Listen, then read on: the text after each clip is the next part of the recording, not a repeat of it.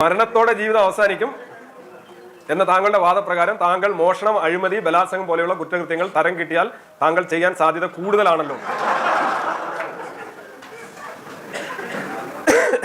ആയതിനാൽ നിരീശ്വരവാദികളെ ആണല്ലോ സൂക്ഷിക്കേണ്ടത്. മോഷണം, അഴിമതി, ബലാത്സംഗം പോലെയുള്ള കുറ്റകൃത്യങ്ങൾ മതവിശ്വാസികൾ ചെയ്യാത്തത് എന്തുകൊണ്ടാണ്?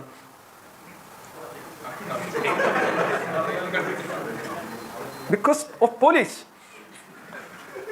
പോലീസ് എന്ന് പറയുന്ന തൊട്ട് മുന്നിൽ നിൽക്കുന്ന മകൻ പോലും, അച്ഛ ഈ പരിപാടി ശരിയല്ല, അത് പോലീസാണ്. അയൽക്കാർ പോലീസാ, സർക്കാർ പോലീസാ, സമൂഹം പോലീസാ, പോലീസ് ഇൻ യൂണിഫോം പോലീസാ, എല്ലാം പോലീസാ.